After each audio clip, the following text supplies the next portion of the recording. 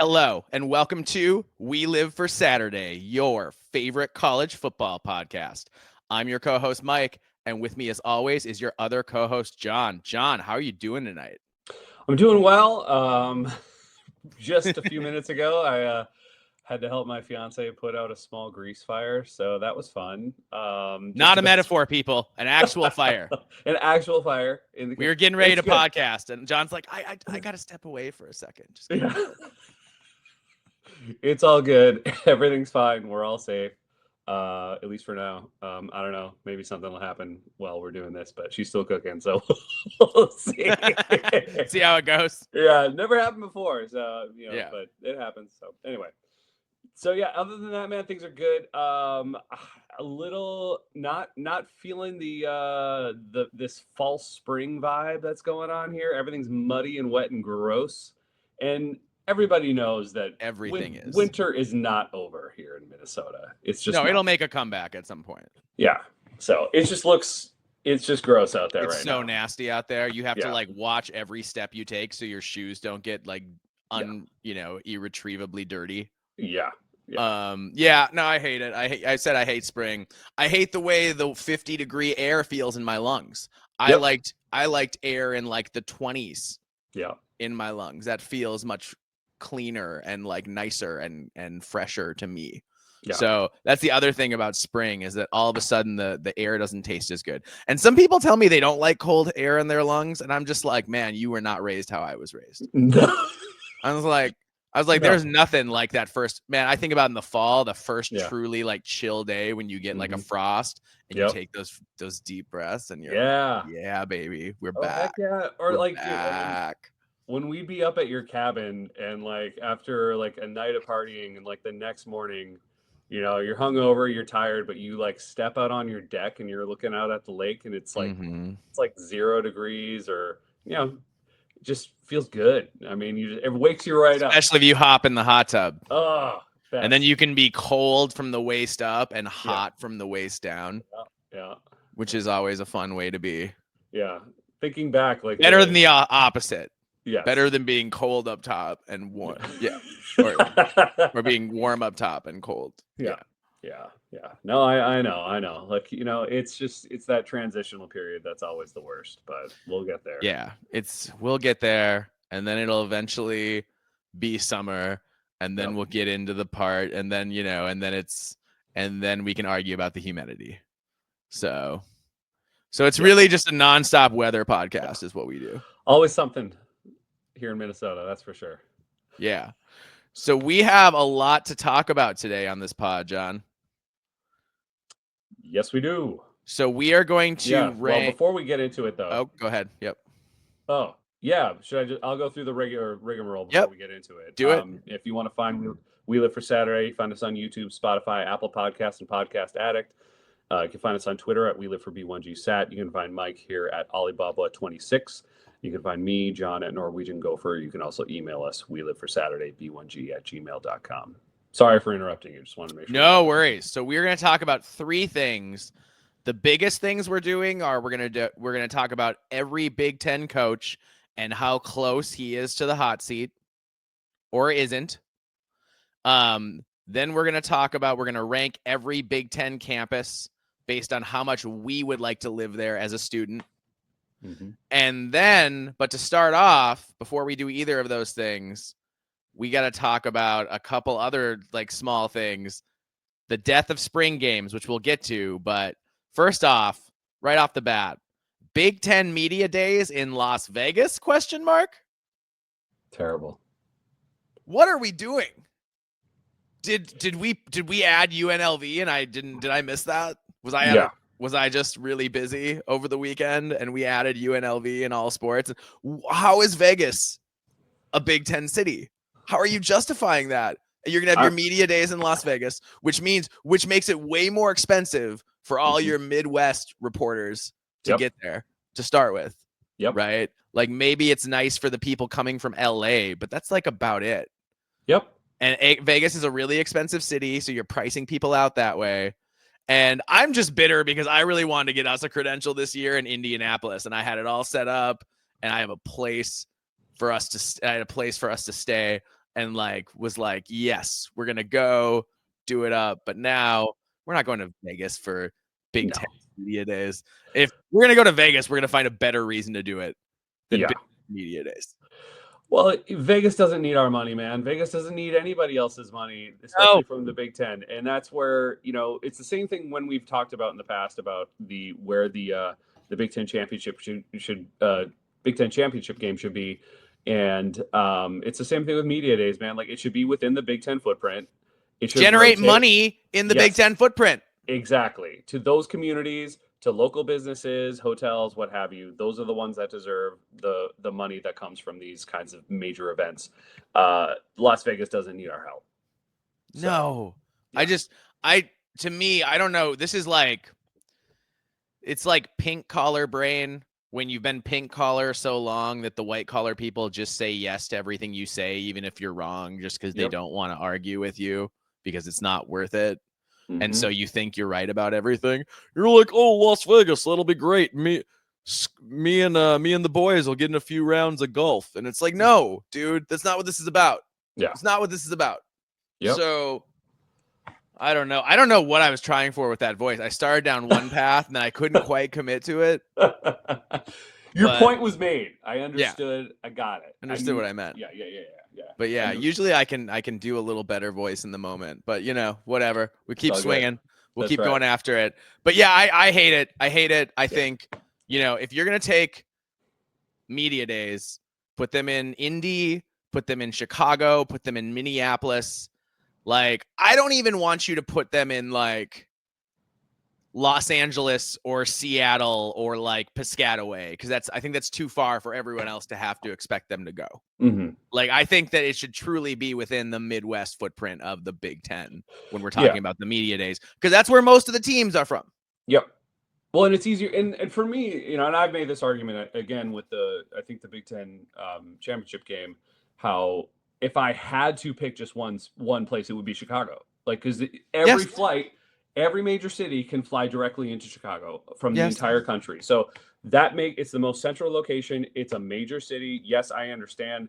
Maybe I'm contradicting myself a little bit because Chicago obviously, has a ton of money, and like that's not necessarily, but it still keeps it within the Big Ten footprint.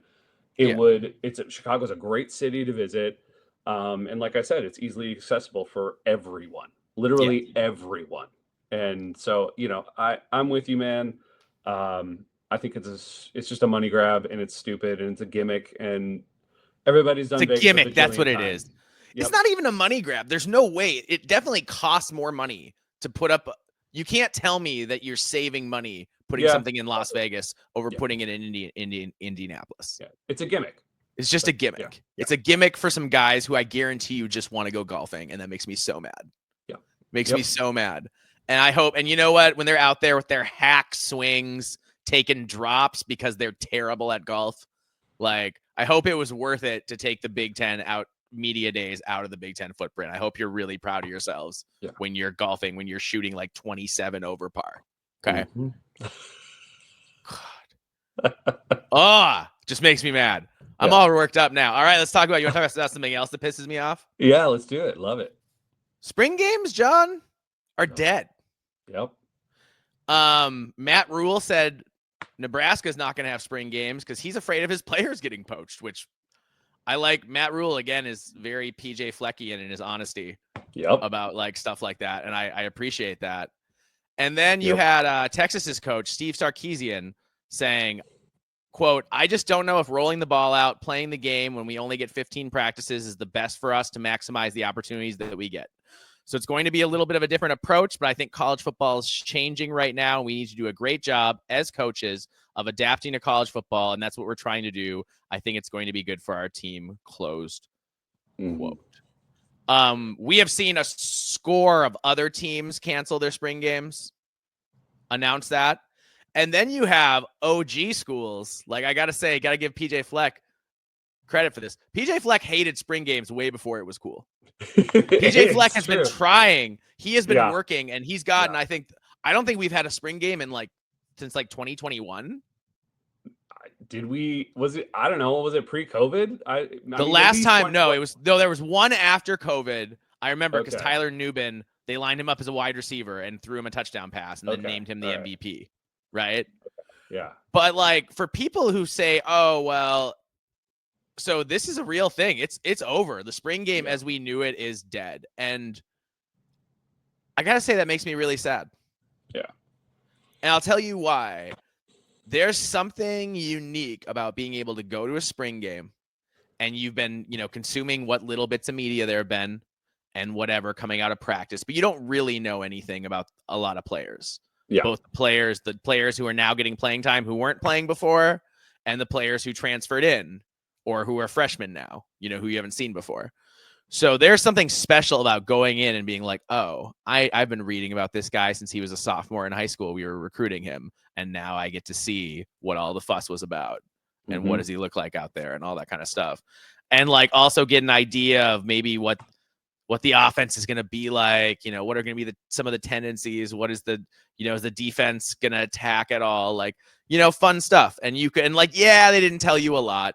And yeah, schematically they were really vanilla, but it was an awesome opportunity to engage with the team. I talk about when PJ Fleck first got the job here, he not only brought a student out of the student section to try to catch a punt, which was hilarious because he face planted, just missed the ball and just face planted.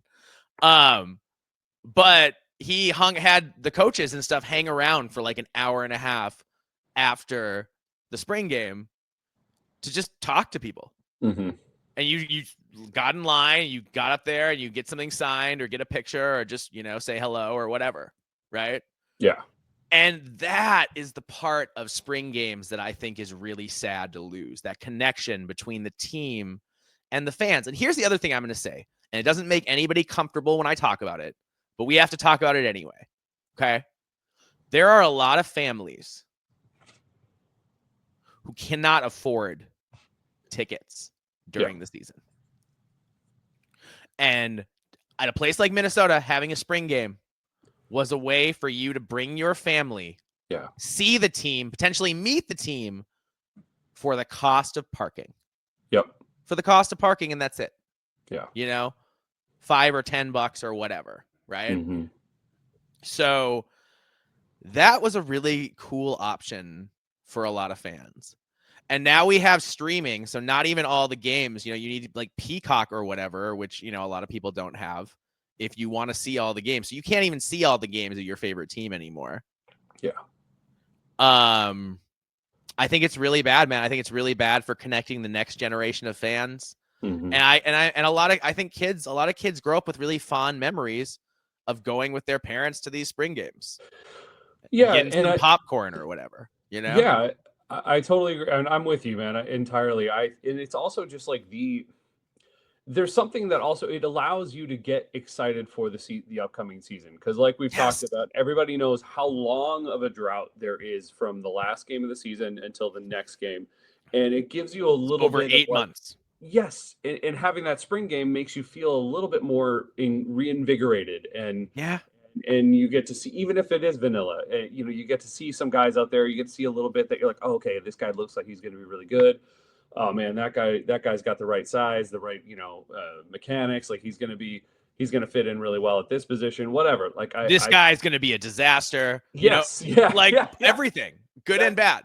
And also it's the fun part too, is you see like somebody, maybe they are terrible. Maybe your new quarterback like is throwing picks and, just missing guys all over the field. But then and you're like, oh no, the game's over. That's it. We're going to be horrible. But then who knows, maybe by fall he gets his stuff together and he looks incredible. Or a different quarterback has a good game. I remember when we went into a spring game thinking Vic Viramontes or Zach Annexstead was going to be the starter at quarterback, and it came out and then the star of the spring game was Tanner Morgan. Yep. And that ended up being foreshadowing. Yep. Yeah. So yeah, man, I think it's really sad for the sport. I think it's bad for the fans and trying to hook that next generation of fans. I think it's bad for families. And I think when you're trying to build interest into a sport, you want to be catering to families, especially families with small children. Yep. Like that's where you're going to get your next batch of fans. So if you can't have that spring game experience and your family can't afford to go to a game, then maybe you never get to go to a game. Yep. And how sad is that? You know? Yep. No, I So, agree. yeah. I mean, I understand from the coach's perspective to a point. Obviously, we know there's a ridiculous amount of tampering going on. All the People time. kids get poached and whatnot. But I feel like there. But then it's also like, but some that happens inevitably, anyways, in so many ways. And so I Yeah. don't like. How much are you really deterring that from happening by not having a spring game? Is what I want to know. Maybe it is a lot, but also maybe it's really not enough to like justify not having one.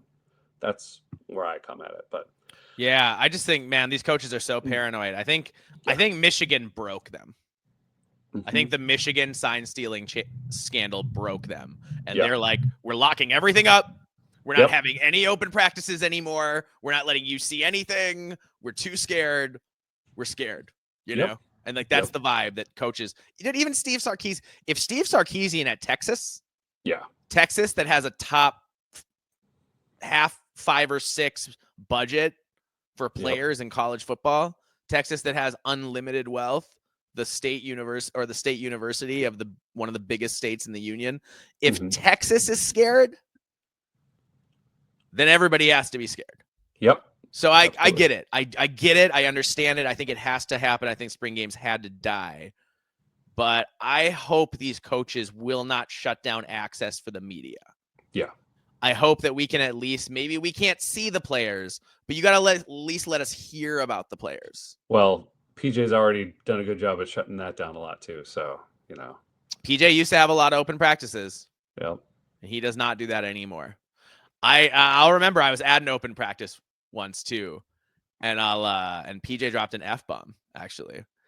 And it was when dummy Zach, it was when Athan was quarterback. Yeah. And he made a check on a play and threw one deep over the middle. And PJ ran up to him and he goes, "You're not showing the Big Ten Network our effing offense." Screamed, "We're not showing the Big Ten Network our effing offense." So if it were up to PJ, I don't think he'd let anyone see anything ever. Like, I don't think he wants to see lineman drills one-on-one. I think he'd be like, "Nope, that's too much. It's too much information." So he's as paranoid as they come.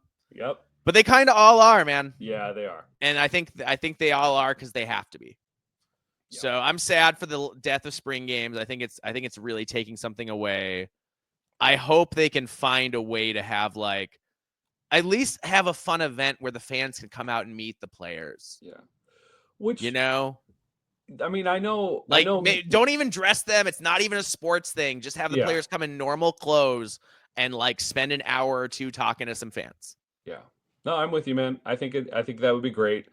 Just something fun and silly where people can participate and be around them. And yeah, like Ole Miss. Ole Miss had a skills competition. They had a 7-on-7 game and a hot dog eating contest.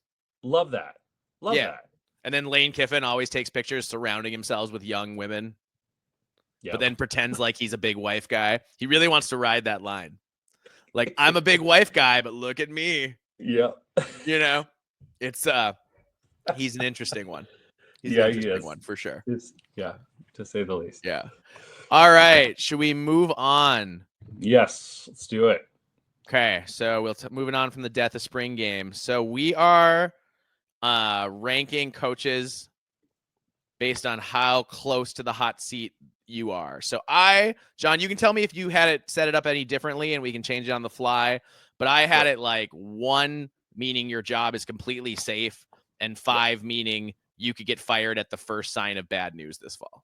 Yeah, that's what I was thinking. Yep. Okay, great. Yep. I had that too. And then do you want to, or should I kick it off or what do you want to do? Yeah, I mean, do you just want to read down the line and then we'll each weigh in on each one? Yeah. I'll do that. Sounds great. Okay. First up, I have Purdue coach Barry Odom. And I have him at a 1. Yep. It's Coach Odom's first year in West Lafayette, so I think he's completely safe. For him to get fired this year, some sort of scandal would have to happen off the field. It wouldn't matter. They could go 0-12. He's not getting fired this year, not in year 1.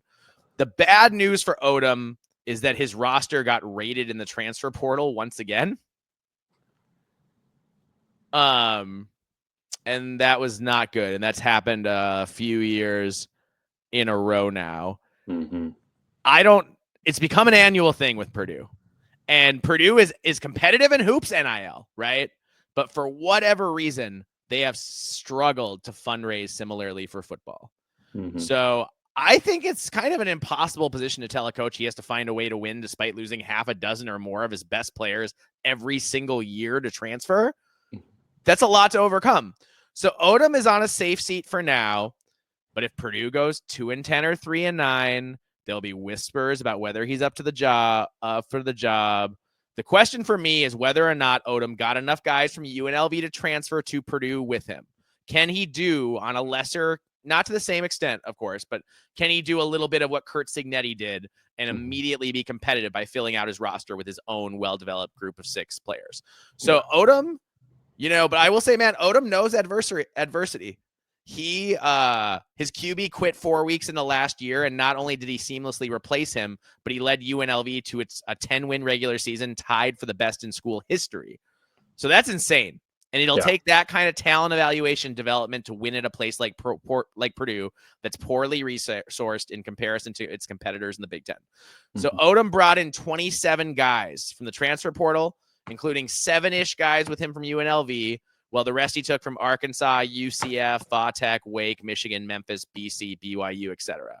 It's a motley crew for sure, but maybe it's just what Purdue needs to build some better depth and be more competitive. So, yeah, my last thought on Purdue, man, is they've had some nice top-end players the past few years, Karlaftis, Thieneman, etc., but they haven't had the depth of talent to compete. So hopefully Barry Odom can bring up this program's floor so they will be a more competent, athletic, and competitive in 2025 than they were under fired coach Ryan Walters, who frankly has tanked the program entirely from where Jeff Brom had it just a few short years ago. Yeah.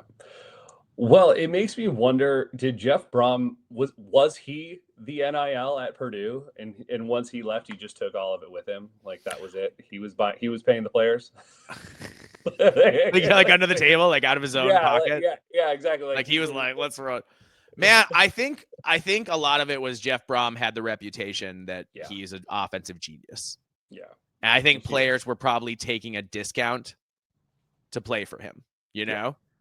So, yeah, man, I think that's what it is. And it's just without him. It's kind of like how Alabama, once Nick's not to the same extent at all, but Alabama realized after Nick Saban retired, they had to spend more money because players weren't going to come for what they'd been getting them for. Mm-hmm. Like, I think Purdue realized, guys aren't just lining up to play for Jeff Brom anymore. Yeah. Like, we gotta. So hopefully Barry Odom can raise NIL, because I just think until, Purdue right now is in the worst position in the entire conference, and that's rough. Well, I also have him at a 1, and I agree with you. I don't know if he's going to have the charisma that Curt Cignetti has in order to get the NIL moving in the way that it needs to.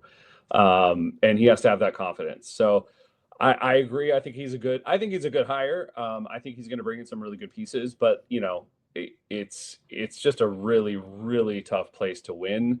It's like Wake Forest tough, man. It's really hard to win at Purdue.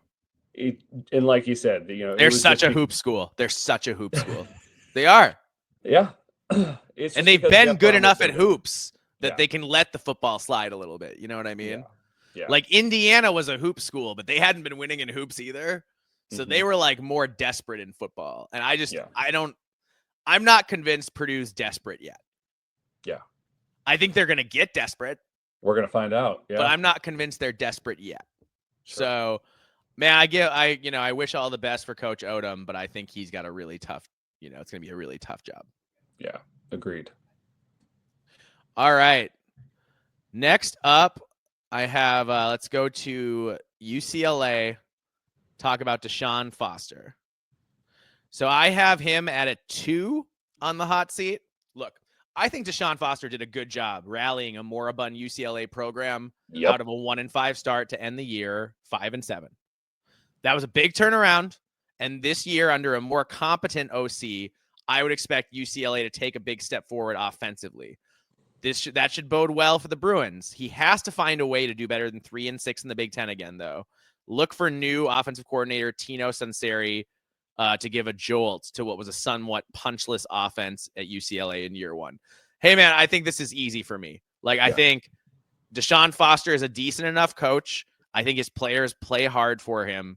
He had clearly the wrong guy at offensive coordinator. Eric Bieniemy has proven at every level, from the highest on down, that he can't do the job. Yeah. Maybe he can be a good position coach, and if I were him, I would probably try to go that direction. Because he clearly does not have the what it takes to be an effective coordinator, you know. No, I have him at 2 as well. I think he's a Bruin through and through, and I think the alumni really appreciates that. I think their Board of Regents really appreciates that. I think he's got the right mentality as well. He seems like a really hardworking guy. He keeps his nose to the grindstone type of thing, and he doesn't make any major waves. But the thing is, like, even with that 5-7 record, I mean, every game but the Indiana game they were in it. They were in games. They were in games. Yeah. Like they never looked like they were just absolutely, outclassed other than Indiana. Like, and they couldn't really score. Yeah. So it was like a lot of defense and grit. Yep. You know, and grit is good. Grit is a good thing. You want to see your team have grit. Yep. So, yeah, I think he's in a good enough spot right now. Obviously, if they don't make a bowl game again, that could be a problem. Then things will heat up for him a little bit. Yep. But I don't even think he would be, I don't think he would be on the hot seat. I think people understand that Chip Kelly left a smoking crater where a football program was supposed to be. And like Deshaun Foster has a lot to deal with, right? Yep. Yeah. Agreed. All right. Let's go to College Park. Let's talk about Maryland. Let's talk about Mike Locksley. Uncle Mike. Our friend. Yours and mine. Love him. I do love him. I do. I've got him at a hot seat as a 5 out of 5. I don't think Maryland necessarily wants to fire Mike Locksley, but at this point, you're starting to run out of options with him. His record is just 33-41 overall, and his Big Ten conference record has been downright abysmal. It's something like 15-32 or something. Like it's or like I can't remember exactly what it is offhand, but it's pretty bad. Yeah. 2019 and 2020 were a disaster. 2021 they made some progress, getting to 6-6, then winning a bowl game to get to 7-6. In 22 and 23, they did a little better, making it to 8-5 both years, but they only managed a 4-5 Big Ten record each of those years. Worse yet, they didn't capitalize on the 2 upper-class years they had with Taulia Tagovailoa at QB. He needed to break through and win like 10 games one of those years, so he could like entice the next Taulia to come play for him. But his teams just weren't consistent enough. And further, they weren't good enough on the line of scrimmage. And they never have been. And that was what we said going into last year. We were alarmed that Mike Locksley was still looking for multiple O-line starters at his spring game. He was still saying out loud he needed multiple O-line starters. So, like, we were scared, and we were right to be scared. Yep. Because they went 4-8. So you and I were way out in front on Maryland being terrible. Like a lot of people thought Maryland was going to do better last year. And I was just like, man, I don't see it. I don't see the offensive line. And I don't see any way Billy Edwards is as good as Taulia was, And we were right. This is year 7 now, John.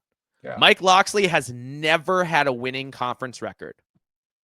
He's never had a winning conference record. His team regressed last year without Taulia and to use his insane, using his insane athleticism to escape from pressure. And worse yet, Maryland got stripped in the transfer portal, losing key pieces like QB Billy Edwards to Wisconsin and starting running back Roman Hemby to Indiana. So I think Maryland's going to bottom out all the way this year, man. I think it's going to get downright ugly in College Park. My prediction is I don't believe Mike Locksley lasts the entire season. I think he gets fired like 2/3 of the way through. Yeah. I mean, there's no way I can disagree with anything you said or try to argue against it. It's just, if it wasn't year 7 and if this, the statistics, weren't what you just said, you pointed out as far as never having a winning Big Ten record. Ever. So, Ever? That's brutal, man. Yeah, it would justify it if he got booted, halfway through the season. I could, or 2/3, whatever. I could see it. Absolutely, it wouldn't surprise me.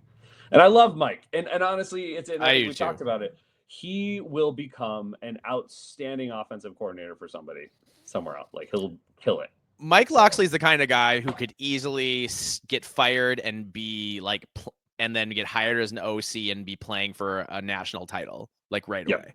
Yep. Like, he could get picked up by an Ohio State or an Alabama or an Oregon or something. Yep. That's totally within the realm of possibility. 100%. Because he's a great play caller. He is. So we love you, Uncle Mike, but I think it's Cinderella is about to turn into a pumpkin in College Park. Yeah. I don't want him to leave the Big Ten. I really don't. No. So I hope he does. But do you really want him to coordinate against you either? No. Do you really want to see him and Ryan Day's right hand just scheming together? I don't, but like I'm gonna miss him in interviews, man. I just want to I want to hear him talk. Oh yeah, he's fun. He'd be great. Oh, you know what? He would be great. He would be great as a new Big Ten Network media personality. Like, putting him on there. I could see that. Better than some of the people that are on there now. What happened to Big Ten Network, right? Ugh, right. I mean, we know what happened. The other places have more money, and they stripped all their talent away. Yes. Except for they left Jerry, Howard, Mike, and Dave behind, because those guys are stuck there forever. Yes. Yeah, that's funny. But, what were you gonna say? But Mike Loxley, imagine him, Jerry, and like him and Jerry alone would be. Oh yeah, it'd be a riot. Yeah, it'd be great. Yeah, good times. All right, next one up. You might be surprised at what I have to say on this one. Let's talk about the Northwestern Wildcats and head coach David Braun. I've got him as a hot seat as like a 3. Okay. So year 1 was a triumph for David Braun in Evanston. He hit on QB Ben Bryant. Between Bryant, a couple quick receivers, and a scrappy D, Northwestern went 7-5, then shocked the world with an upset over Utah in the bowl game. Seemed like Braun was a genius, headed to replicate the success of Pat Fitzgerald. But then last year happened. The Cats missed a bowl game. QB Mike Wright wasn't the answer. Neither was QB Jack Lausch. New offensive coordinator, the young Zach Lujan, struggled to adjust to a Big Ten conference where his QB run-heavy offense just didn't have the athletes to compete and execute it against talented Big Ten defenses, which was my big fear with him. Was that he would try to do that QB run game stuff, and it just wasn't going to work because he's not going to have a guy who can do it. Yeah. The defense is doing the best it can, but Northwestern gets outclassed athletically too often to count on D alone. They need an offense that can play to their strengths and score points. Of course, in the Big Ten, that's a lot easier said than done. Enter Preston Stone, who was benched at SMU last year. Will the young OC Lujan be able to recreate what Stone did in 2023? Before he played so poorly, he lost his job early in 2024. I mean, honestly, John, I don't see it. And if Northwestern has another subpar season this fall, I believe David Braun will be on the hottest of hot seats going into 2026. And unfortunately, that's what I predict to happen. Yeah, I think he's riding. Yeah, he's somewhere between a 3 and a 4 right now. He's like a 3.5, I think, for me. And the reason is, and I think he's a good enough coach, but I'm not entirely sure, which makes me sad because I was all about him after his first season because it was miraculous what he was able to do. But now you just can't afford that in the Big Ten. You can't afford to go to like falter that much. I just don't think that had to have that much of a leash anymore. I think they're on such a shorter leash, and so even places at Northwestern are going to have to consider if he has another really down year this year to what they're going to do, whether they're going to move on or not. I think he's safe through this year, but next year could be he'll have an incredibly short leash, and I think if it goes that way, he'll be gone. So yeah, I mean, he's got to really hope that Preston Stone shows something we haven't seen. Well, you were right about Mike Wright, dude. And dude, I watched Preston Stone play for SMU, man, and it wasn't great. And we saw Kevin Jennings, his replacement. He wasn't amazing at either. Yeah. So it's not like Preston Stone got himself benched. He played himself out of a job. So it worries me that's the best that Northwestern has. Yeah. And I look at resources and I just see Northwestern and Maryland and Purdue in football kind of at the bottom of the conference right now. Mm-hmm. Yeah. And I think that's a problem we're having, and you're seeing them get rated, their rosters consistently, and just the recruiting, they're not keeping up, and it's just all rough right now, I think. Yep, I'm with you. All right, now let's talk about a coach who's close to your heart. Let's go to Piscataway. Let's talk about Rutgers and head coach Greg Schiano. So I have him on the hot seat as a 2.5. So Rutgers went 7-6 in the Big Ten last year and won 7 games for a second consecutive year in a row. That's progress. That said, well, Rutgers in 2023 was just a nice story. In 2024, there were bigger expectations. They were supposed to have a dominant defense, and they returned all-world running back Kyle Monangai for a final season. Rutgers was expected to really pop and win 9+ games against a really favorable schedule. But that didn't happen. The D, perhaps hurt by their early loss of linebacker Mohamed Toure, just never reached the heights that they experienced in 2023. The offense was inconsistent too, particularly in the passing game with new QB Ethan Kaliak-Manis. Rutgers was supposed to break through in a big way. They just didn't. They ended the year blowing a huge lead to lose a bowl game they had no business losing. They gave away a game to Illinois late, due in large part to dubious coaching.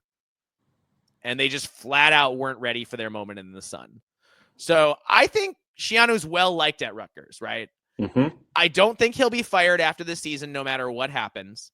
But if the offense suddenly struggles without Monangai, and Ethan doesn't get any better, and the D remains inconsistent due to their many personnel losses this offseason, then Rutgers could easily have a losing record this fall. Mm-hmm. The schedule's challenging. Rutgers plays both Ohio University and Miami, Ohio in the out-of-conference slate. And those are 2 very good MAC programs. Yes, their other game is easy. It's a layup against Norfolk State, so they should be 3-0. But then their schedule immediately gets tough. Iowa, at Minnesota, at Washington, Oregon. First 4 games. Rutgers will probably be the underdog in all 4 of those games, especially because the Washington game is on the road, right? Yeah, yeah. They need to win at least one of those. Then they'll be underdogs at Illinois, probably favored versus Maryland, big underdogs at Ohio State, and home to Penn State. So I count 6 losses on that schedule unless Rutgers can score some unexpected upsets. It's also worth noting that Minnesota gets a sneaky early bye before they play Rutgers. And PJ Fleck wants to stick it to his mentor and beat him down like he didn't last year, but like he has in the past years when he's played him. So I'd expect PJ to really, really be on the ball for, if nothing else, that game. And are people going to start asking, is Greg Schiano ever going to get back to the 9-11 win heights he had at Rutgers when they were in the Big East? Well, knowing what I know, having lived out there and gone to games, I have him at a 1.5. Okay. Because Rutgers wants to be a hoops school that likes football. Not loves it. Okay. Likes it. Okay. So understood. I think Schiano, the fact that if he continues to have winning seasons and, goes 6-6, 7-5, maybe throws an 8-4 in there every once in a while. I think he's good, man. Okay. I don't think the fan base out there is rabid enough to like care. That very sports market. The New York Giants, the New York Jets, New York City being so close. Right. And really, Penn State still dominates as far as a college program, even into New Jersey. So it's so huge. So I feel like he's pretty safe. Now, will there be some discussion and some talk and maybe like, hey, we want to be back up. We have to make a bowl game, whatever. Sure. But I don't think he's.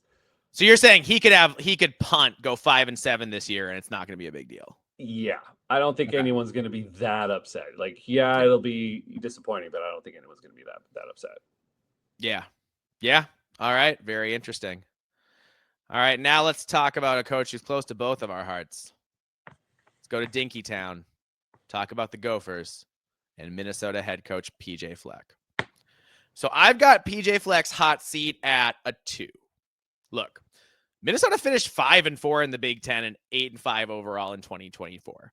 It was almost a very special season. If you flip about 3 plays, the Gophers finished 10-2. So I wouldn't say the natives are satisfied, but PJ has largely been consistent outside of a bad 2023. He's had winning records in conference 3 of the past 4 years. And while he hasn't quite recaptured the magic of 2019, he has high-end players on this current Gopher squad who make he could believe he could return to that level soon. Guys like Coy Parrish and Darius Taylor, Drake Lindsay, etc. They give you a lot of hope for 2025.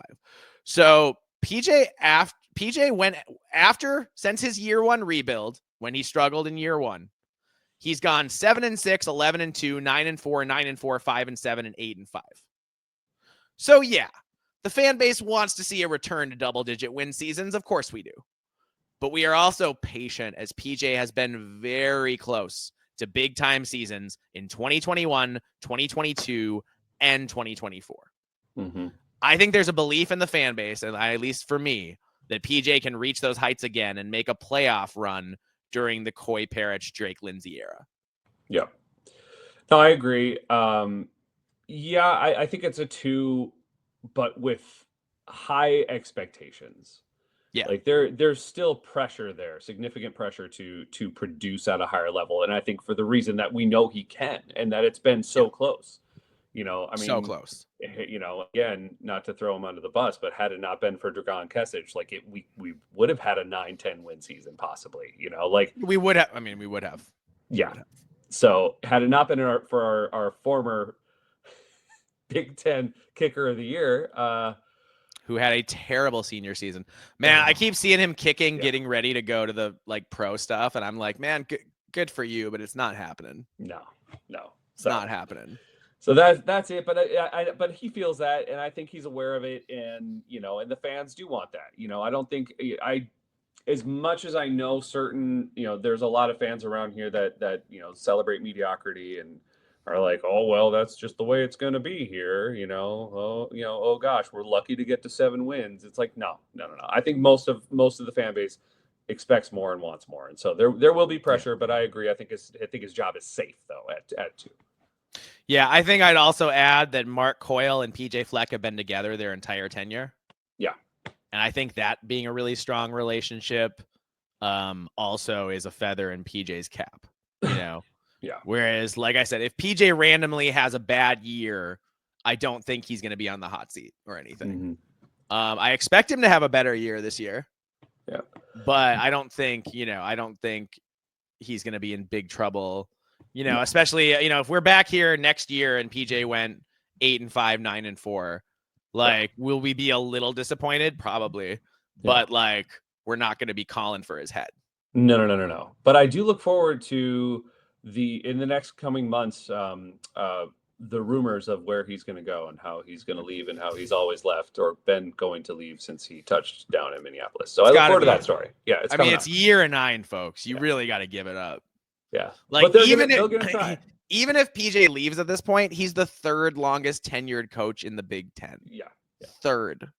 Yeah. So he's been around. So hearing it every year. Yeah, it is funny. But yeah, it's going to be, man, Drake Lindsay, dude. I can't wait to see Drake Lindsay. Yeah, me too. I just think, from what I've seen of him and what people say about his arm is just sublime. So my only question is how mobile is he? Is he mobile enough to escape like Brosmer was mobile enough to escape some stuff, but struggled to escape most stuff. Right. Yeah. He wasn't like a statue like Rourke or something for Indiana, but he was, I'd like to see Drake show just a little more quickness than that. Yeah. as long as he's got the awareness, man, and as long as our offensive line is like at least solid, yeah, I think it'll be okay. Yeah, for sure. Cool. But I just think, man, if he's a guy who could be, he's got the arm and the side, he's got the intangibles, he's got the physical traits. He could be special. So yes, don't be crazy if Drake Lindsay comes back in a couple of years and is like second team all Big Ten all conference. Don't say we didn't warn you. Yep.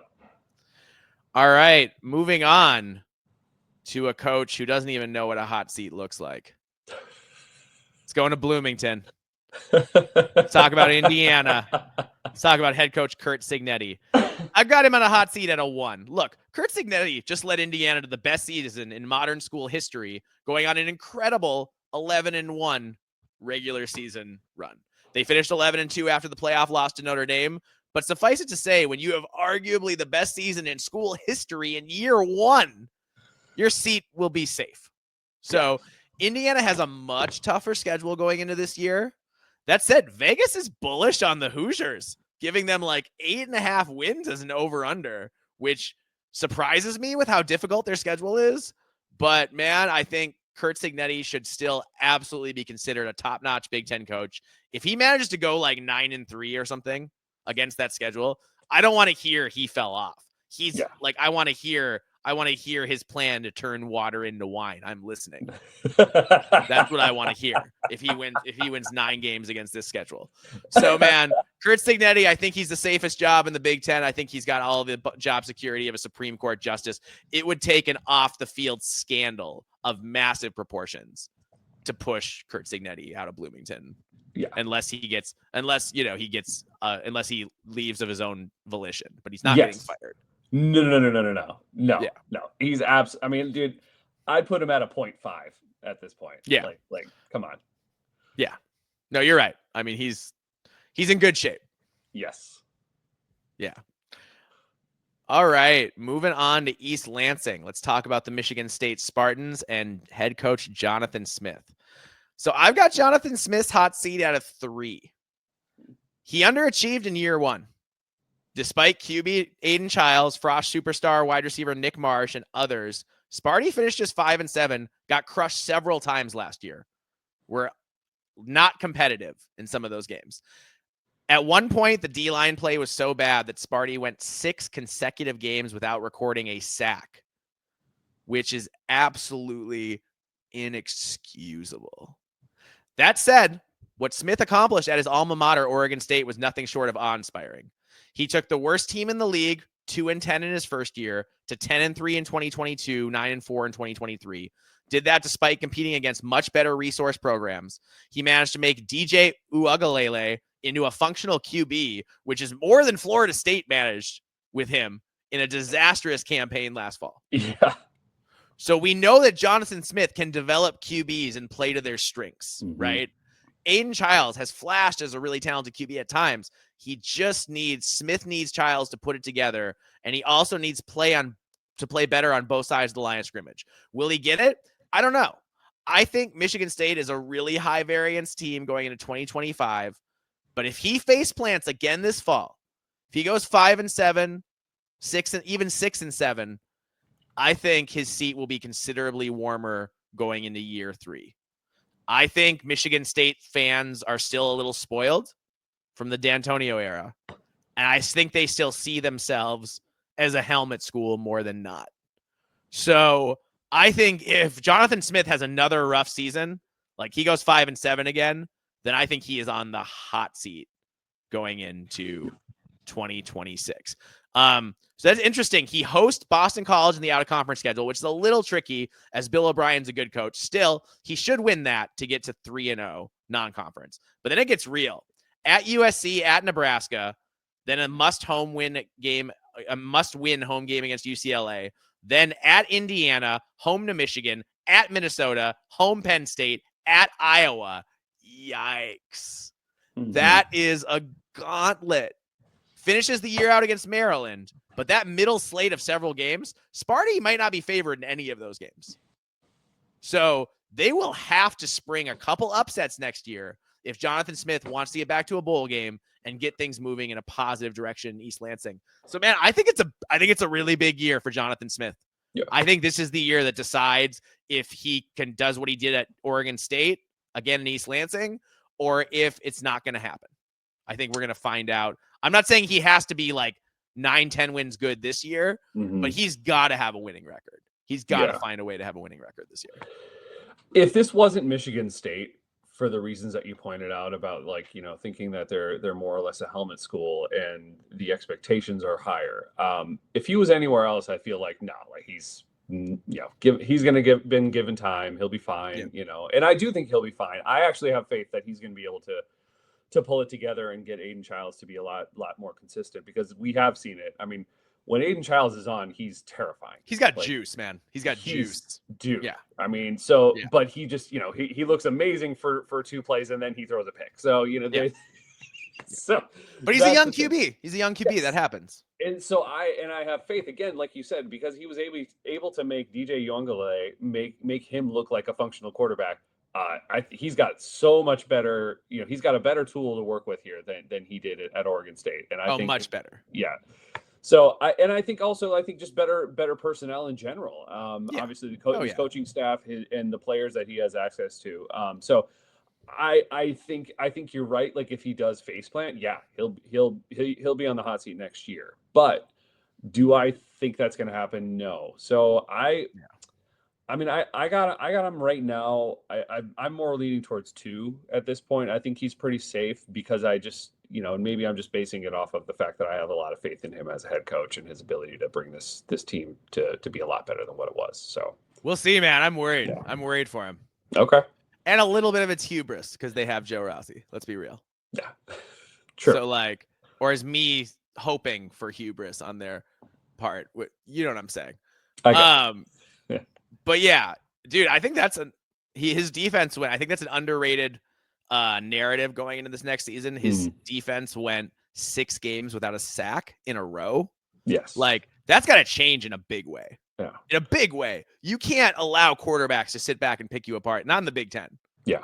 They're too good to sit back and pick you apart like that. So it's kind of a big year for Joe Rossi in his arc. Sure. He went to Michigan State with the idea that it could bounce him to be a head coach. He's got to kind of show out and be like, not just have a good defense, but have a defense that's the cornerstone of the team. You know what I mean? Yep. Yeah. Otherwise, maybe you'll be reconsidering your decision, Joe Rossi. Well, yeah, he's not coming back here. That's for sure. Heck no. Yeah. All right. Let's go to Seattle. Let's talk about Washington. Let's talk about head coach Jedd Fisch. I've got him as a hot seat, a 2. So Fisch did a good enough job in year 1. He got to 6-6, put up a good fight in a bowl game against a more mature program. People still remember that he won 10 games at Arizona in 2023, which is crazy impressive.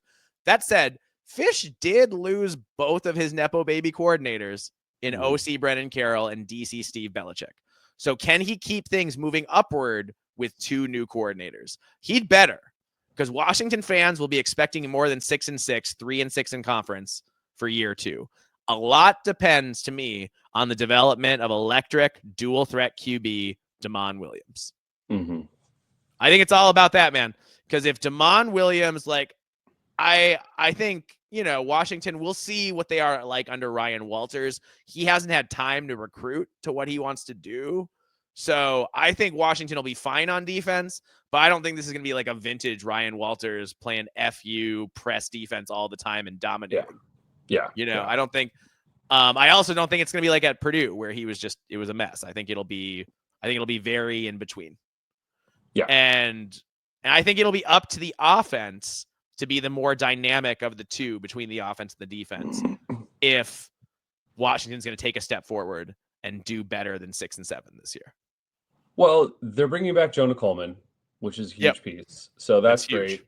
And honestly, I mean, I think after all the pieces that they lost last year, I think Jedd Fisch coming in as a brand new head coach, I think he did pretty darn well. I think that's getting that 6 wins and getting that bowl game is a big deal. I know Washington fans weren't necessarily satisfied with that because after being in the national title the year before, but under those circumstances, and you and I said that too, about that. They had 21 new starters out of 22. Yeah. So that's pretty darn good. So Yeah, I think Jed Fish is pretty safe. I have him at a 2. I think he's safe for this year. Yeah, of course, if he fails to make a bowl game, then the pressure will be on. But I think he'll still be back next year. Cool. So we both have Jed Fish at a 2. Yeah, I'm with you. All right, here's one where we might disagree. We'll see. Going to Ann Arbor to talk about Michigan, the Wolverines, and head coach Sharon Moore. All right, I've got Sharon Moore as a hot seat 3.5.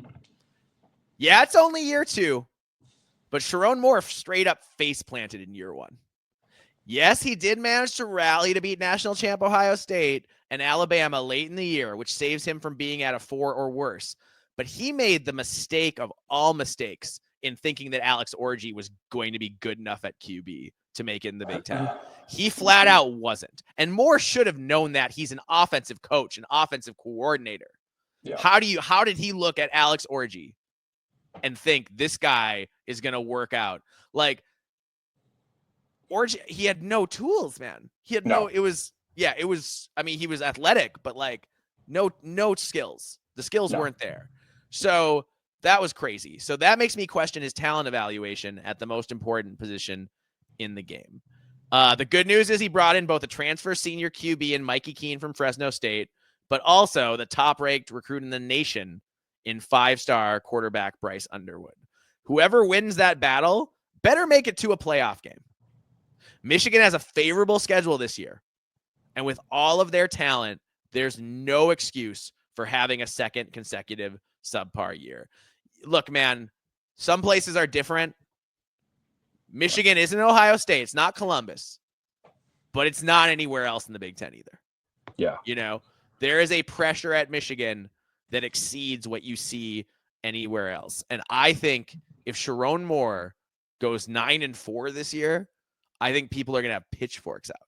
If he misses the playoff, I think people are going to be ready. They're going to be like, wait, we paid for the best recruit in the whole country at the most important position in the game to come here, and you still couldn't make a playoff even against a favorable schedule. Yeah.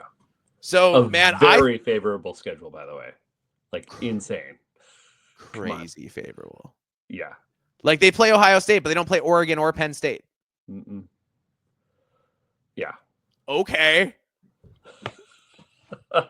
Yeah. If they don't win at least 9 games. Like then there's well, and I don't think they play Minnesota. They don't play Illinois. They don't play a lot of teams in the middle. They don't play a lot of the teams that aren't at the very best, but are like very good. They miss a lot of those teams too. So Michigan, man, it's all coming together for them. So, but like the question is Bryce Underwood ready? How many is he a Trevor Lawrence, a Terrell Pryor? Is he the kind of guy who's ready as a true freshman to take over? Yeah. Most of them aren't, but most of them aren't the number 1 recruit in the whole country. Yeah. So like, I don't know, man. I don't think Mikey Keene's going to win the job. I think they're going to have to start Underwood and be like, they have easier games to start the year. Let him take his lumps, you know, because I just think they're paying him too much money to sit him on the bench. No, I'm with you. And to me, you can't dismiss Sharon Moore's performance last year.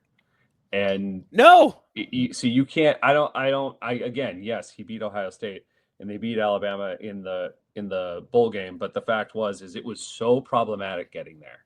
Yes. Like, and if it really wasn't for his, if it wasn't for his defensive line and the veterans on that D line, wouldn't have won games. Yeah. Like, so I think the fact that you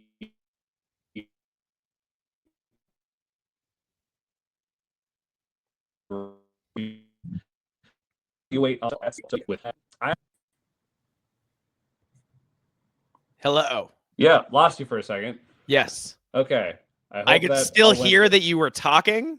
Yeah. But I couldn't actually hear what you were saying. Okay. Well, I hope that went through. Yeah. I could hear you talking. I could hear it recording what you were saying. Yeah. But I just couldn't understand what you were saying. Okay. Well, I have it at I had him at a 3.5, and I explained all of it, so hopefully I don't have to repeat myself. But no, you don't. Yeah. You don't. I think we're on the same page with Schronmore. We both have said 3.5. He fell far short of expectations in year one. At Michigan, that's just not good enough. Yep. And so it's big, man. I really do think it's playoff or bust for Michigan. I agree. And if Michigan doesn't make the playoff, then I think Schronmore is firmly on the hot seat going into year 3. Oh yeah. And that's the way it should be at a program like that. That's how it is. Yeah. Yep. All right. Let's talk about Nebraska. Let's talk about the Cornhuskers and head coach Matt Rule. All right. I have the hot seat at a 3. Okay.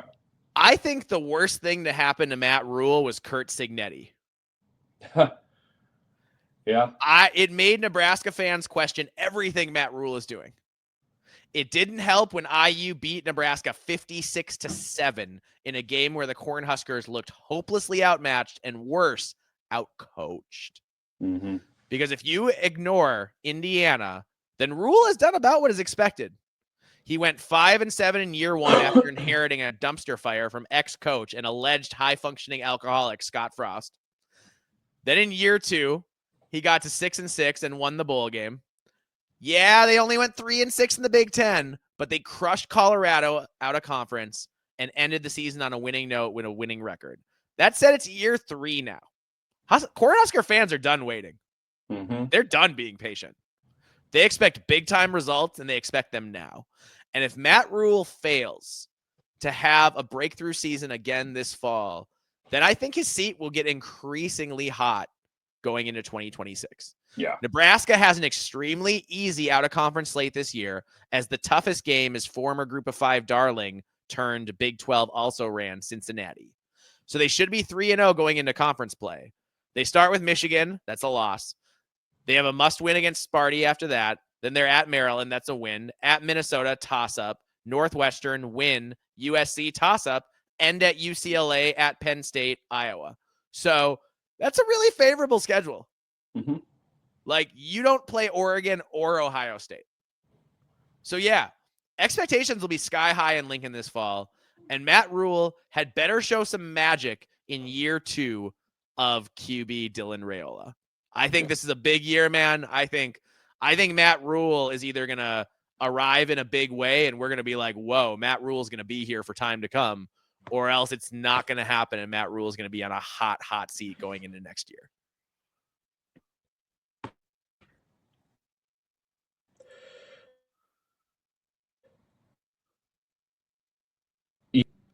Happy with what he's done. I think if he doesn't win 9 or 10, it's going to be a letdown for that fan base. Yes. And because I think that's just the expectation. I mean, it's, the Nebraska fans will tell you that's always the expectation, and you know what, it should be. It's year 3. It's year 3. Yeah. Yep. And so it makes me nervous because of how much they lost this last year. But I think that if Matt Rule wants to prove to be that year 3 head coach that everyone keeps, posting those statistics about what he did at Baylor and what he did at Temple, well, this is it, man. Time to put up or shut up.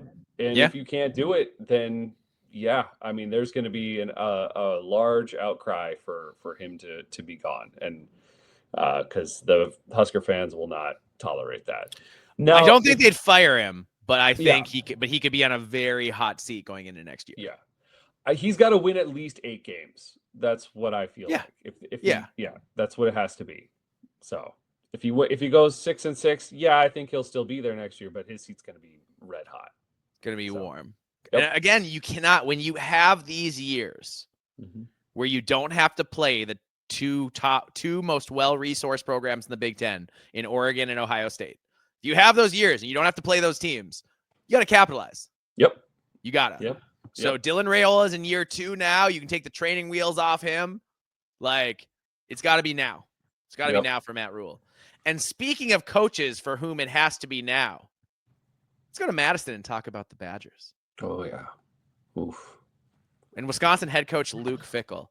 I've got the hot seat at a 4. Look, Luke Fickell era has been a total disaster so far. Wisconsin overhauled their entire offense and defense only to get much worse on both offense and defense. Now they're trying to adjust to a power running offense again after wasting 2 years recruiting to the spread. On top of that, Fickell somehow only has 4 guys left from his entire 2023 recruiting class. So things are not stable at all in Madison. Guys are walking out the door all the time to the point that they tried to sue Xavier Lucas to make him stay, which didn't work. In fact, I just think things are hanging by a thread, and that thread is this coming season. Look, the luck has been as bad as it could be as Fickell has dealt with consecutive injury-riddled seasons at quarterback. Yep. Right? It's hard if your number one quarterback can't play all the time, it makes it really hard to win football games. Mm-hmm. But Wisconsin's not going to be patient forever. I think Fickell has to, at a minimum, make a bowl game to preserve where he currently is on the hot seat. And he needs to do better than that to increase his position. And then I look at that schedule, man. At Bama, back-to-back games against Ohio State and Oregon, at Michigan, at Indiana, at Minnesota, home to Illinois and Iowa. Woof. Mm-hmm. That is a brutal schedule. I don't envy Luke Fickell a bit this year. He really needs to bank some wins early in the year and do whatever it takes to make a bowl game and hold on for dear life. Because if Fickell misses a bowl game for the second year in a row, he's either going to get fired or he will be on the hottest seat you have ever seen entering 2026. I got him at a 5, dude. Ooh, 5. Okay. Okay. Here's the thing, man. We said it. We called it like a while ago about how Jim Leonhard should have been the hire and should have stayed here. He should have stayed head coach. And we've had discussions with some other people, and I think that like everything changed so much, and Luke Fickell's ambition, he just bit off more than he could chew. And he wanted to revamp and modernize Badger football. He wanted to remake the wheel. Yes. When he had a perennial top 15 program, 20 program. Yep. And he wanted to change everything. Yep. So it was hubris and a lack of understanding what the history of Wisconsin football really was. And it's funny, because like now you're having former AD Barry Alvarez basically calling it out and saying that this is like, I mean, I know I'm not saying these are his words, but like essentially being like, this is embarrassing. Like, this is not at all what I built. You're ruining everything that I made. Mm-hmm. Like that's essentially the message that Barry Alvarez was putting out. Yeah. Without directly saying it. So I think that everyone has seen what has happened and what they've lost in such a short period of time as far as their identity on both sides of the ball. Mm-hmm. And I don't think that there's any room to play with it. If it falls flat on its face this year, I think he could be gone 2/3 of the way into the season. If it goes bad enough. If it goes bad enough, yeah. If it looks bad enough, like if they're not in games and they're just getting absolutely destroyed, I think Luke Fickell will be gone. I know his buyout is super high, but I don't think that they can afford to keep him. I think that the Badger fans are already that upset, and that it's so glaringly obvious to everyone else around the conference. And Luke Fickell just wasn't the guy. He just wasn't. I think he saw it as a stepping stone to becoming Ohio State's head coach. Ohio State's head coach, yeah. But so he wasn't focused on the right things. He wanted to basically make Wisconsin into Ohio State light, and he failed miserably. I think he thought he was going to be able. He's recruited well, but I think he thought 2 things. One, that he'd be able to recruit better in Ohio itself. Yeah. But I also, I don't think he thought that he was going to be losing guys left and right. Yeah. Yeah. And that's what's been crazy. And that's why I think he's going to fail. Honestly, man, if he was just where he is right now, starting over, I'd be like, well, he's screwed up, but he's a good coach. He'll figure it out, blah, blah, blah, blah, yeah, blah, blah. Sure. But the reason why I think he's going to fail is because he remade the wheel on both sides of the ball. Yep. And we talked about this ad nauseum, but he tried to go to a spread, an air raid on offense, and then on defense, he tried to go from a 3-4 to a 4-3 or 4-2-5. And that was just going to a 3-man front to a 4-man front they didn't have the personnel for. You had the personnel to have a top 15 defense every year. All you had to do was keep recruiting to it. Was keep recruiting to what was already built by Jim Leonard and hire and suck it up and hire a 3-4 DC and say, hey, I love you, my DC, but I'm going to have a new DC now.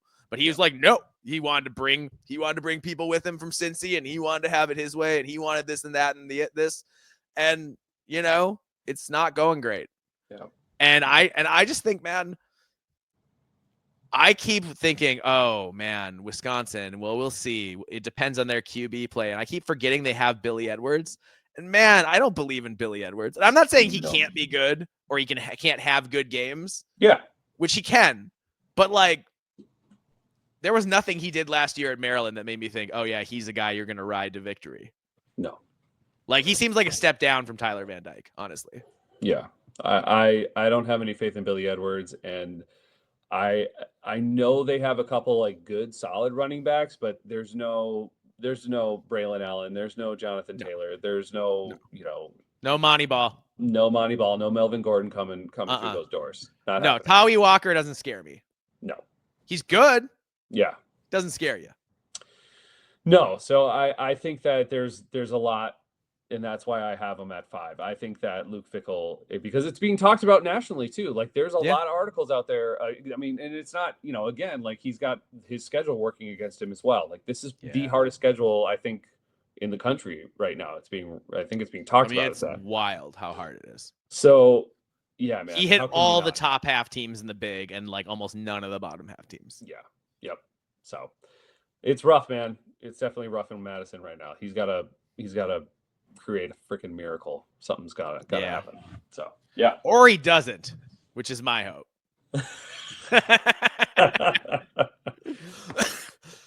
Fair enough. Me too. But yeah. Yeah. We'll see. All right. Let's go from Madison. Let's keep talking rivalries. Let's go to Iowa City. Talk about Kirk Ferentz and the Hawkeyes. All right. I've got Kirk Ferentz at a 2.5. Oh. The Iowa Hawkeyes absolutely should have made a college football playoff run last year. It's a crime he didn't. He had Caleb Johnson, generational talent at running back, another elite defense. The D wasn't consistent enough in the secondary, and the offense wasn't able to throw once again at all. So Kirk has built up a lot of goodwill over a quarter century, but like, to have the schedule as easy as you did and then to lose to both Michigan State and UCLA, 2 teams in year ones of rebuilds, to go, they went 8-5, but they went 8-4, and 2 of those losses were to first-year coaches with unproven programs. And that's pretty bad. It's pretty bad. Mm-hmm. And when you have, again, we talked about, John and I were just talking about that, when you have the year where the schedules line up, you have to execute. Yeah. And Iowa was right there. And from, they lost on a kick to Iowa State. And from there, that kind of crushed a lot of their hopes, I think.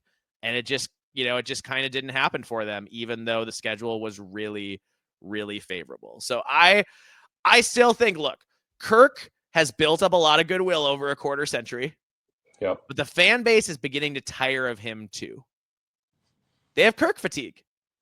And without Caleb Johnson, Iowa has to show an improved passing game this year. They have to, because if Iowa slips up and they go 6-6 or 7-5, you can bet Kirk's seat will be considerably warmer going into 2026. Yeah, I have him at a 2.5. I think. Interesting. I thought you were going to have him higher than that. I think they want him gone. But I feel like he has such a stranglehold on that entire athletics department that he's so entrenched that it's really going to take something crazy to get him out of there. And, I think Beth Getz probably wants him gone.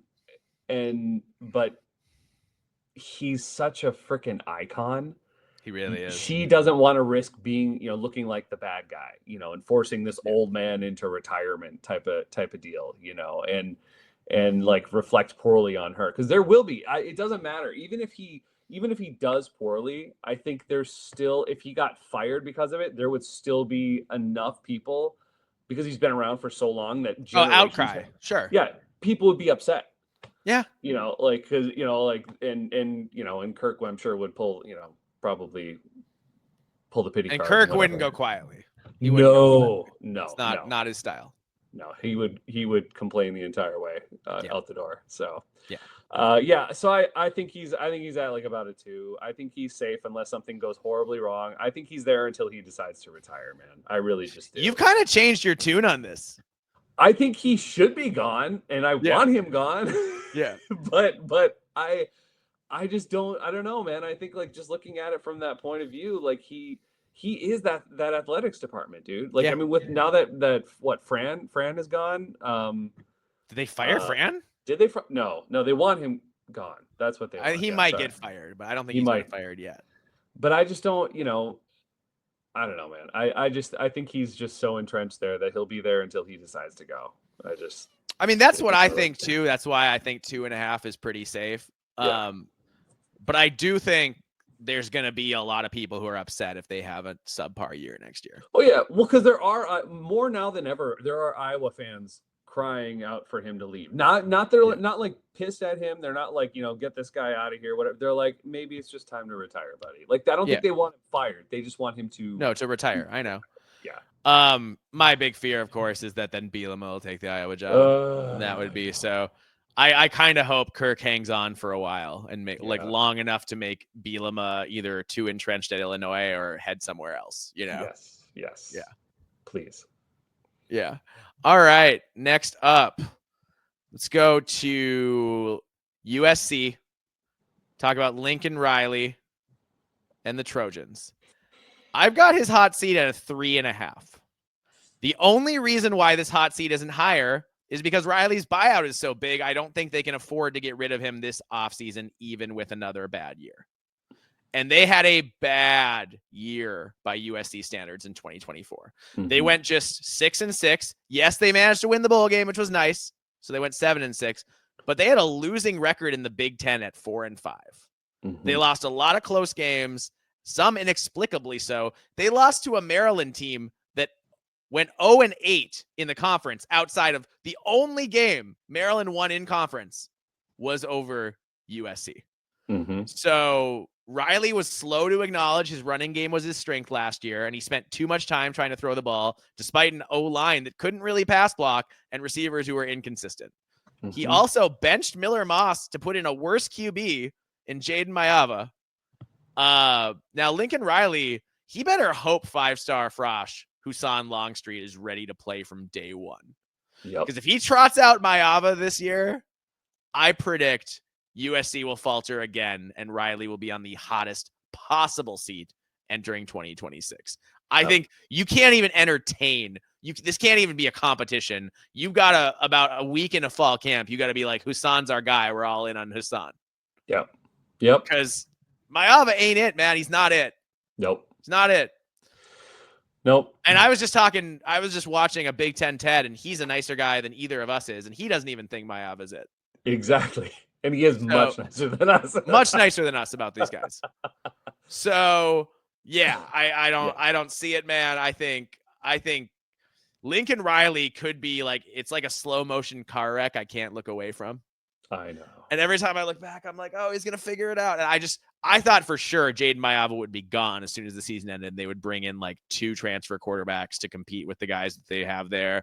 And no, they are all in on an 18-year-old true Frosh, and he better be the guy, or else it's Jaden Mayava throwing balls up for grabs all the time.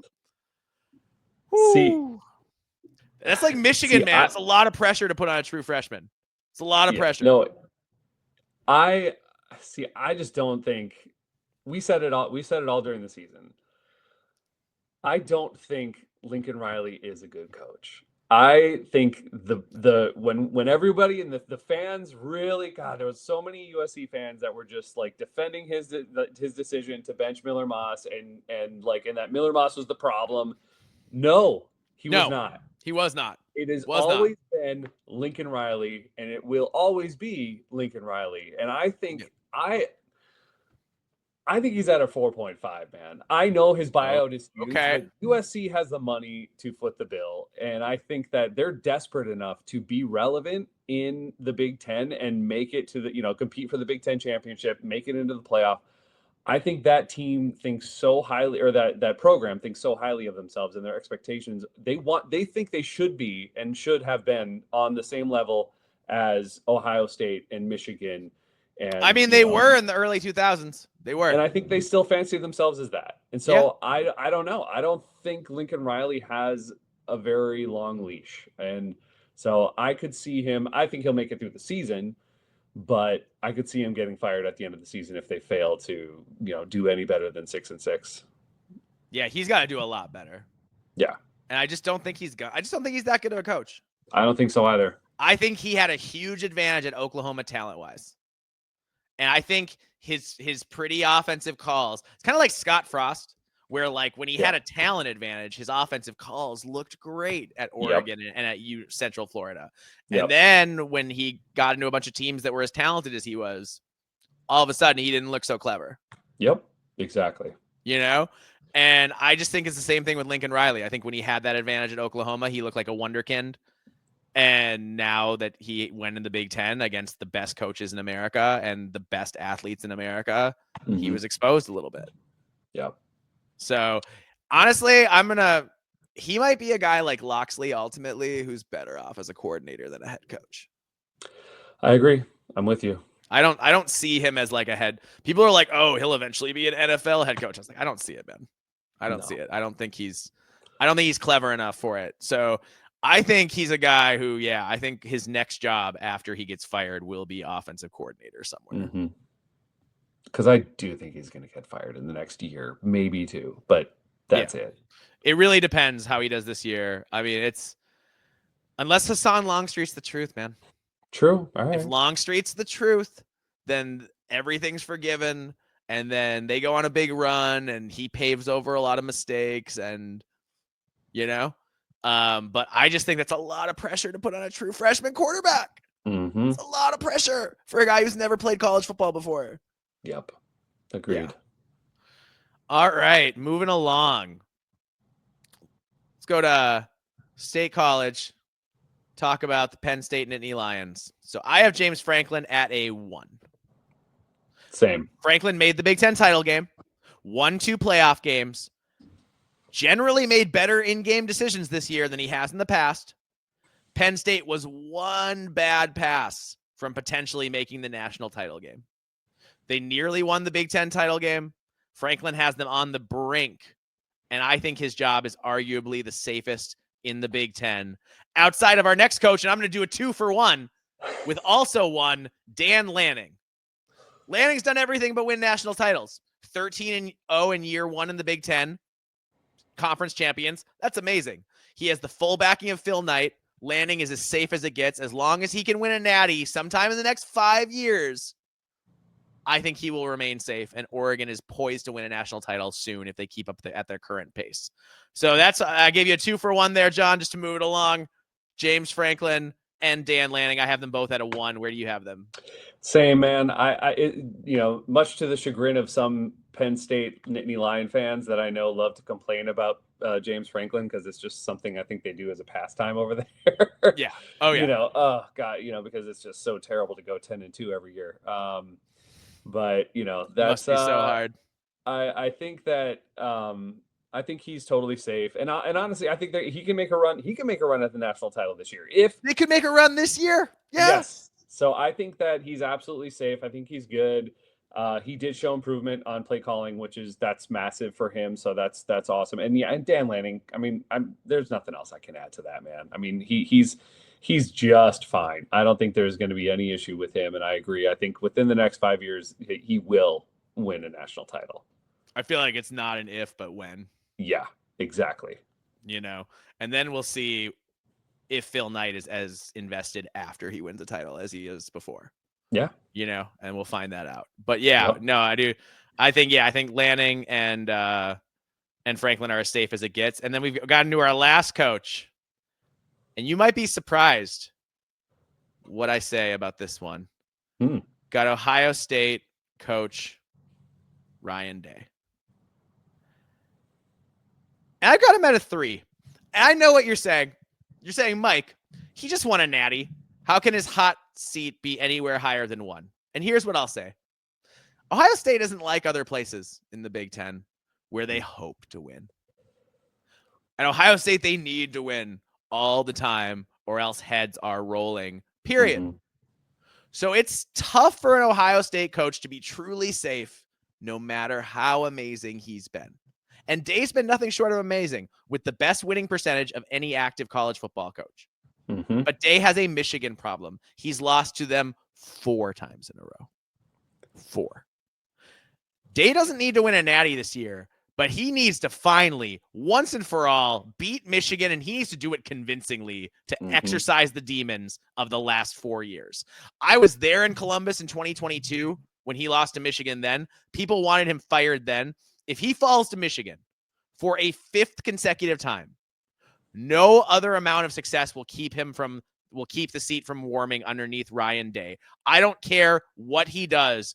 If he loses to Michigan again, there is a portion of the Ohio State fan base that he will never get back. He'll never get him back. We have one in our group chat. Yeah. We have one in our group chat. Yeah. And they will never get him back unless, he doesn't just need to beat Michigan, John. He needs to go on a run. He needs to beat Michigan 4 years in a row, and he needs to make it look good. Yep. That first year when he beats Michigan, it can't be like, we squeaked one out in overtime. It's going to be like, no, we're Ohio State. This is the game. We win. Yep. So I think Ryan Day, like, as amazing as he is, and he is incredible, I just think that the seat in Columbus, like, until he solves the Michigan problem, he's going to be in danger of being on the hot seat. Yeah. No, I agree. I think it's kind of funny, that, like, even if he won another national title, let's say they go back to back, like, there's still going to be a large amount of Ohio State Buckeye fans that will still be dissatisfied because of that loss to Michigan if he loses again. But, that's the privileged world that Ohio State Buckeye fans get to live in. And you drop 5 straight to a 4 or 5 straight to a rival, man. It starts to get you. Yeah. It starts to get under your skin. It starts to make you irritable. Start complaining about things out of nowhere. It's like a problem. So yeah, like, I understand where Buckeye fans are coming from. And I think, I think Ohio State will have the best game plan of the year for Michigan next year. You know what I mean? I think they'll have stuff they're holding back all season. Plays they're working on right now that they're like, this is for Michigan, nobody else. I kind of thought that last year. But they tried to play it safe then. They did. Day's not going to make that mistake again. He's not going to be like, I tried to gut it out against Michigan and it blew up in my face. Let's try to gut it out against Michigan again. He knows now. He knows now what he has to do, which is beat them relentlessly. Yes. Yeah. Yeah. So, yeah, man, I get it, but college football coaches are always a little dumb. Even the smart ones are a little dumb. And Ryan Day proved to be a little dumb thinking he could just gut one out against Michigan. And I'm sure he didn't want to show anything schematically, it's a big game. You got to just empty the clip, man. You got to empty the clip. Yeah. You got to let it all out. I recently rewatched The Matrix for the first time in a long time. Oh, wow. Okay. Yeah. Keanu, when he went in that last building, he emptied the clip, That's right. It's true. He didn't leave it behind. So you got to do it. You got to do it, Ohio State, and you got to punish Michigan next year for daring to beat you 4 times in a row. Mm-hmm. All right, John, that was fun. Yeah, that was good. That was entertaining. Yeah. So now, should we talk about our other ranking of the day? We are going to rank every Big Ten campus based on how much we would personally want to live there as a student. Sure. Let's do it. And now we did, we've been to a number of these Yes. personally. Some of them we have not, so we're doing our best. So these are not, don't tear us apart too much. We're doing with the best with what we get and what information we could find. So, but it's a fun exercise. Between us, we've been to almost all of them. Yes. Almost. So you were able to fill me in on some stuff. I was able to fill you in on some stuff. So Yep. like, I feel like, I did some research. I looked up a lot of pictures.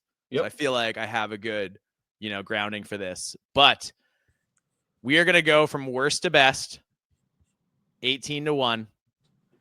And I hate to do this to you. I know it's going to feel like we're kicking you when you're down, Purdue. But I've got West Lafayette. Yeah. At same. 18. It's all spread out in an annoying way. It's not a great place to get around. Once you're on campus, it's still pretty ugly. On top of that, there's a literal trash bin pressed up against your ugly stadium. And it is an ugly stadium, Ross 8. So Purdue, West Lafayette is ugly and not super navigable. And it's not very college town feely. And it the campus only feels like a campus in parts of it. And then you lose the feeling the next block. And you know what it is? There's no vibe and there's no swag. There's no swag. Like you usually there's a vibe. There's an energy around college campuses that comes from young people doing big things, And I just don't get that. And I've spent enough time in West Lafayette. You'd be surprised at how much time I've spent in West Lafayette, people. You would. How much time I've spent there.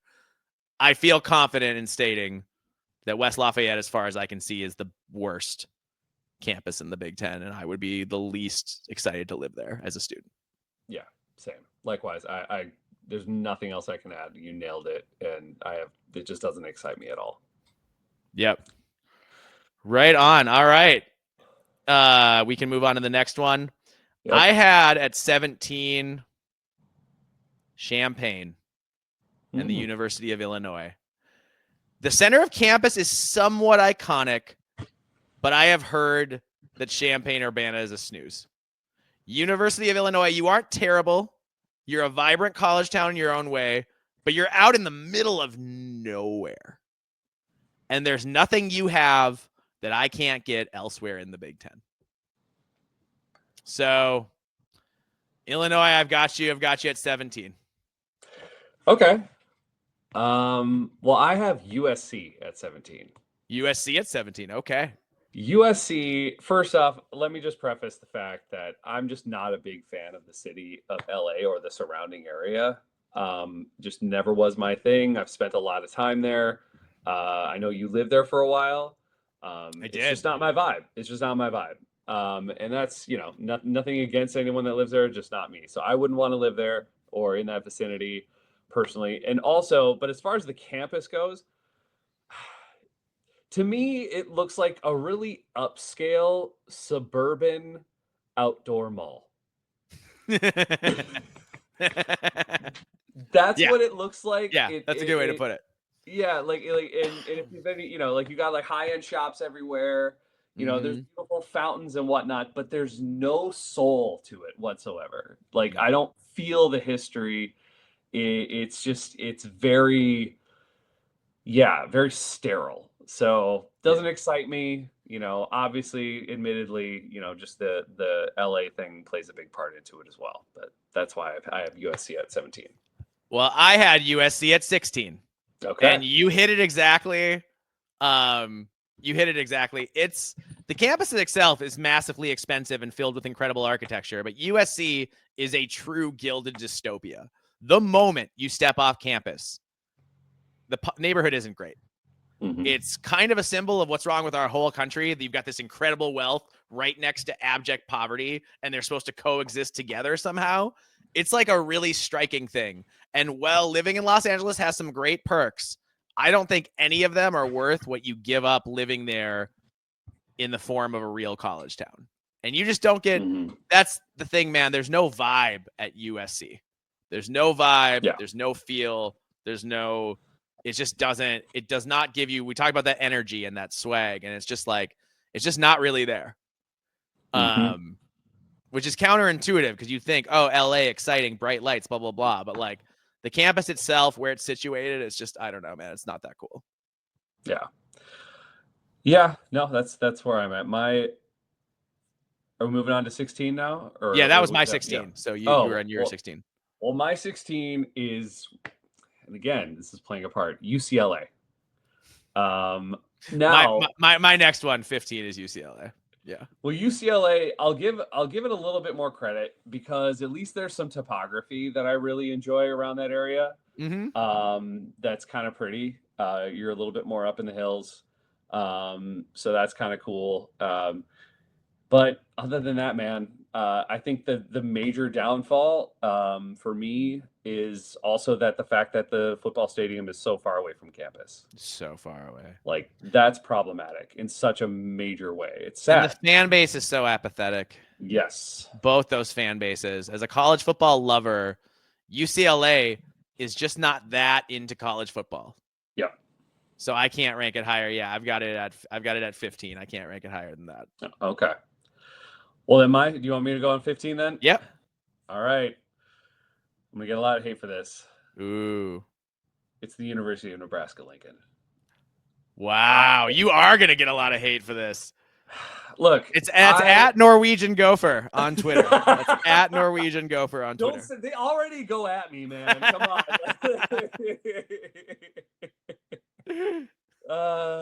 Look, here's the thing. Like, it's really cool in the aspect that like the entire town is just 100% rallied and like covered in red and white. That's awesome. That's great. Yeah. Love that.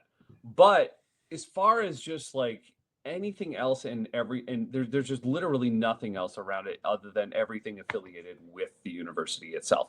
Now, I know that's a lot of college towns. I get that. But there's, to me, having been to Lincoln a number of times, there's nothing else exciting. Like, you leave the city limits and you're just like, womp, womp. You're literally in the middle of fields and cornfields, and it's flat. And you and I grew up in a place like that. Yeah. And so it just doesn't excite me. I'm not excited about the architecture. Yeah, man, I don't know. It just doesn't do it for me. And it's nothing personal against the program. It's just doesn't do it for me. Right on. All right. Well, that brings me to my number 14. I got to go to College Park. Okay. The University of Maryland. Look, Maryland is pretty. They have some beautiful buildings on campus, but it's crazy expensive to live near campus. And thus, Maryland suffers from the same type of gilded dystopia problem that USC kind of has. Maryland, you have some great food and fun stuff to do, but it's just not, the thing about college is it should be a setting for people to meet coming from all walks of life. Mm-hmm. And I just feel like it's not that, that Maryland doesn't have that vibe to it. And also, man, they don't care about college football the way most of the schools in the Big Ten footprint care about college football. Yeah. So I ding them for that too. The fact that the game day experience isn't as big a thing as it is at other schools. So yeah, that's what I had. That's where I had Maryland. Well, I have Rutgers at 14. Now, okay. I have an affinity for the program, the football program. Yeah, I was gonna say, I'm surprised you had them all the way. Yeah, well, it has like some of the buildings. It has that cool old colonial feel. The proximity to New York City, and like the Jersey Shore is really cool. But the school itself, like most colleges in the state of New Jersey, are commuter school. It's a commuter school. Oh, that sucks. It's not. It doesn't have a lot of campus life compared to other schools in the Big Ten. That's no fun. So yeah, you're kind of losing that. Well, like you said, like we talked about, like with that vibe, like you don't feel that college feel as strongly there. Now it exists, but it's not a lot. So, which is a little disappointing. And also, again, like why it makes it harder for me when you go to sporting events there, it's just not a ton of support because the students don't feel as connected. Yeah, exactly. Yeah. So that's why I'm dinging them down all the way to 14. Yeah, that's fair. Next up, I had 13? East Lansing, and Michigan State. At 13? Yeah. Same. Oh, nice. Yeah. Leaning on your experience a little bit there, as I haven't been there, but I looked up picks, and you're totally right that East Lansing seems like another version of Fargo, North Dakota. Yeah. Once you see it, you can't unsee it. So, like, East Lansing, like, you're a fine college town. I'm sure there's enough going on and whatever, but it's just like not that compelling. No. They do have a pretty good like sports and football culture. Yeah. So I give them that. I think that's a good thing. But yeah, I couldn't go any better higher than that for them. Yeah, it's like it's as if like NDSU were just like a bigger campus. Like Yeah. that's really it. It's just a more sprawling, bigger NDSU. Yeah. So yeah, it didn't do it for me either. It wasn't very exciting. The architecture is not that great. It's a lot of like red brick 1960s era stuff. That's just blah. Yeah. So yeah. Right on. What'd you have up next? Or you had Michigan State, the same one? Yes. So yeah, okay. You're on next 12. up, I had Rutgers. Okay. So, it looks interesting. The commuter thing really sucks. I probably would have dinged them another spot or two if I had thought about that. So that's a really good point. But because of that commuter school vibe, they just don't get that into the football program. Yeah. So I think I hit them for that. So I probably should have dropped Rutgers a couple more. If I'd go back and do this again, I would put Rutgers behind Michigan State and Maryland. Mm-hmm. But yeah, that's where I have it on the list. Okay. Well, number 12 for me is Ohio State. Ooh, yeah. Interesting. Yeah. Okay. I'll admit that it's really my opinion of Columbus itself. I don't think Columbus is that interesting of a city. And I'm sure I'll get some hate for this. But it just doesn't intrigue me. And the campus itself, like, yeah, there's some beautiful buildings there.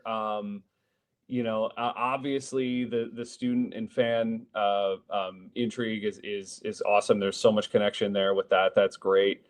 I guess it's just for me,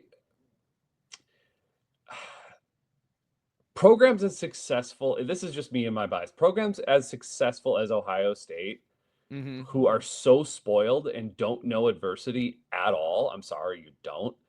It just doesn't do it for me. That doesn't excite me. Like, to go to a school on a campus, like if I wanted to go to school here, which is what this exercise is about, it just doesn't excite me. I would be bored at a certain point of just like constantly, like, there's nothing changing, nothing's different. Like, okay, so like, are we winning the Natty or are we not winning the Natty?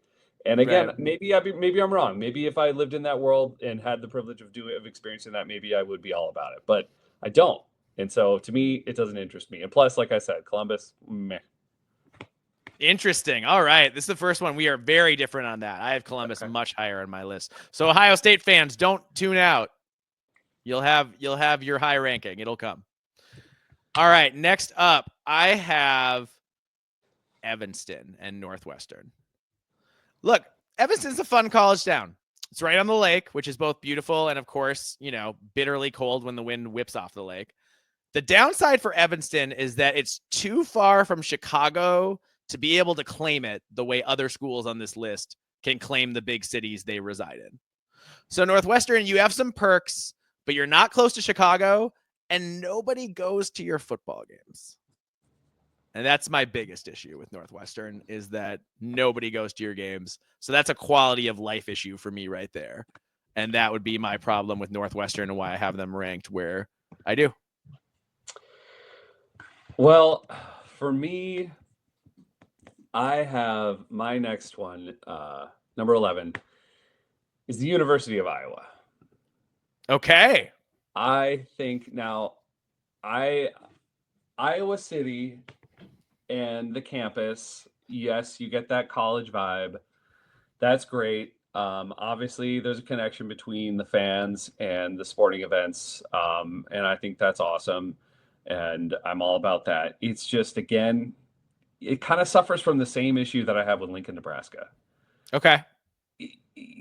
Outside of that, like what is there, you know? Right. And again, I'm sure with all of these other fans and whatnot, and please tell us, let us know, Let us comment. know where we're wrong, please. Yes. Comment, tweet at us, DM us, whatever. Like, please let us know where we're wrong, enlighten us to things that we're unaware of here. But it just doesn't do it for me, man. Iowa and Nebraska itself just don't excite me, and so that's kind of where I'm at with that. It's not a super educated feeling, I guess, or whatever. It's just not my doesn't give me the vibe. That's all. So yeah. Sorry. All right. Moving on. Next, I have State College in Penn State. Look, it's beautiful. It's college towny. There's a vibrant scene going on. Your game days are elite, unmatched even. The whiteout is the greatest home field spectacle or advantage in college football. You just put a ton of money into renovating your stadium too, so you've got all that. That said, it's in the middle of absolutely nowhere. This is such a tough place to get to, and I am punishing you strictly for the fact that it's just your college town and you're in the middle of nowhere and you're really hard to get to.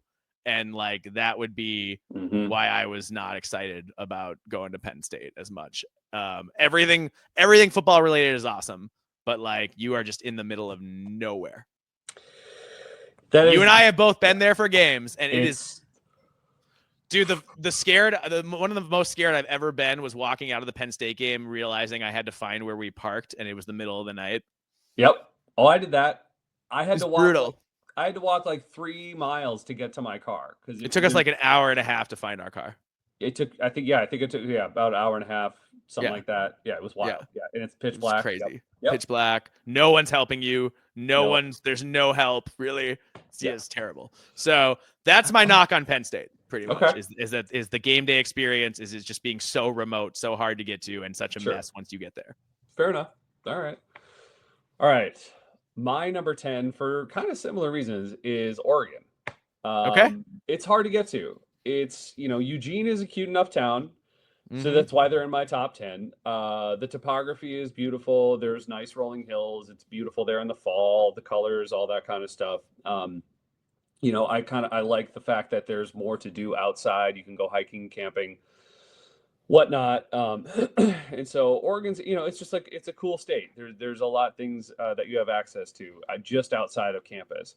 Campus itself, very engaging, obviously, with the athletics. The buildings, I think, are nice, and it's just, I think the vibe, it works. And I think their color scheme, the green and the yellow, works so well with where they're situated in general, like, because everything is so lush. It's so green, yeah. Yeah, it just it all functions and it all works really well. So, I like Oregon. I think it's solid. Nice. Next up, I have Nebraska. Lincoln's a cool college town. The whole university is built around Cornhusker football. From that perspective, it's awesome. However, it's not like the most beautiful campus in the Big Ten. It's not ugly either, but there are places that are more striking. Remember, all these places, by this point, everything's really good, right? We're in the point of the list where it's like I'm splitting hairs. Everything's pretty awesome for me. So Lincoln is also a place where the state keeps threatening and cutting the higher education budget, which is not great. So I take away some points there too. That's where I have Lincoln, Nebraska.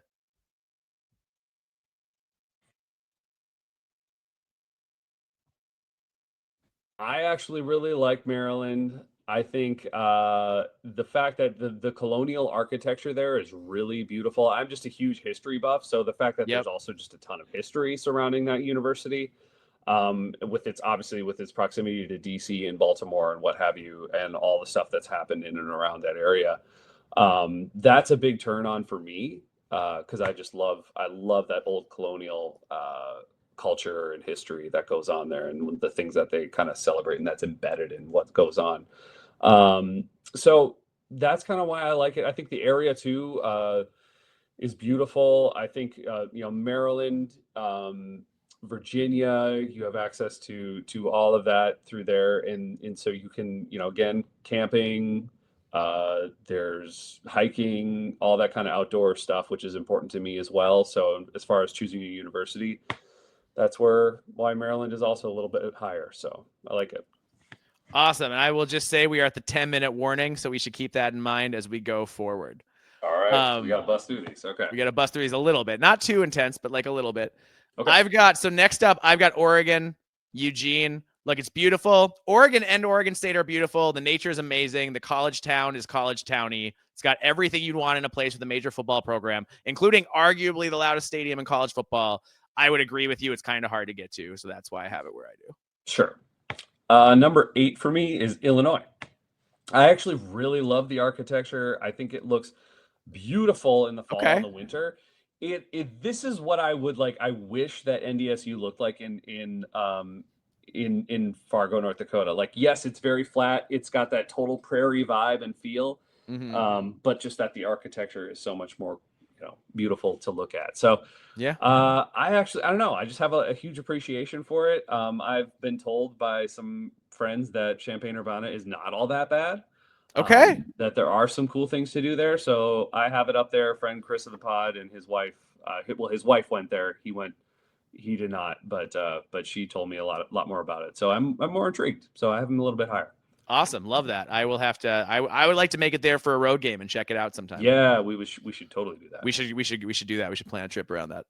All right. Next up, I had Iowa City. Look, Iowa City is beautiful. It's filled with culture. The writing school is amazing. And thus there are arts and readings and all kinds of awesome college-y, like liberal artsy stuff that appeals to my inner lit major. And Iowa has a great football culture. Honestly, I hate how cool Iowa City is. I do knock you a little bit as your fan base can be a lot to deal with for rival fans. But overall, Iowa City is great. That's why I have Iowa ranked as high as I do. Okay. Number 7 for me is Indiana. I think Bloomington is really cool. I think it's really awesome that most of the campus is built of limestone that was quarried in the area. It's gorgeous in the spring. And because I was there around that time, and just everything that was blooming around campus, and just the vibrancy of the program, and I don't know, I had a good vibe. I just really did. Yeah. I really can't explain it. I just had a really good personal experience there, walking around campus with some friends of mine that graduated from that from school from there, and I think it was just I don't know. That's kind of what did it for me. There's not much else I can say than I just had a really good time. Yeah, that's awesome. All right, number 6 for me, I've got Ann Arbor, Michigan. Look, Ann Arbor is an awesome artsy college town. Along with high-level football, you can get your fill of any cultural event that tickles your fancy. Also, it's beautiful. I highly recommend it. Yeah. Nothing else to say. Ann Arbor's great. Yeah. Me, number 6 is Wisconsin. Madison. Okay. Awesome town. I love that the campus is on an isthmus between Lake Monona and Lake Mendota. And it's cool. It's a cool campus. Yeah. Student life there is amazing. Madison deserves the reputation it has for being a fantastic college town. Awesome. At number 5, I have Seattle and Washington.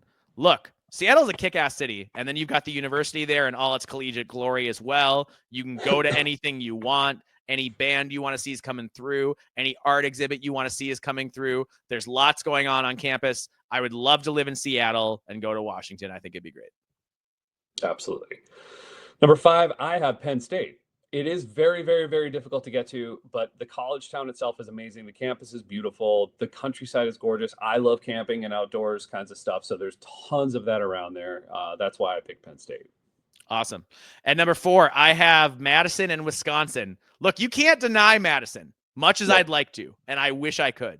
It's the capital. You get tons of arts and culture stuff, political movements, everything going on right there. It's beautiful. You have the lake and can live right on the lake. There's a ton to do. It's got a great partying culture in general, but also around football. Madison, I secretly love you, despite how much I despise the Badgers. See? Just because I don't like you doesn't mean I can't show respect for you. I had Iowa City and Madison in my top half Big Ten cities, with Madison 4th. So don't say I never give up my rivals any credit. Number 4, I have Northwestern. The fact that the campus is right on Lake Michigan and its proximity to Chicago, man. I love the fact that they're such a huge theater and liberal arts school, that they're really into that. They promote all of that. I think that's amazing. And just like I said, man, the direct access to Chicago is huge for me. I love that. I know if I went to school there, I would take advantage of that all the time. Awesome. Into my top 3. All right. I've got Bloomington and Indiana. Look, Bloomington's straight up the prettiest campus in the entire Big Ten Conference. I said it, full stop. The gates are iconic. That's why everyone gets their engagement pictures done there. And it's just lovely. There's a ton to do. It's got a real college vibe. It's an awesome place to be.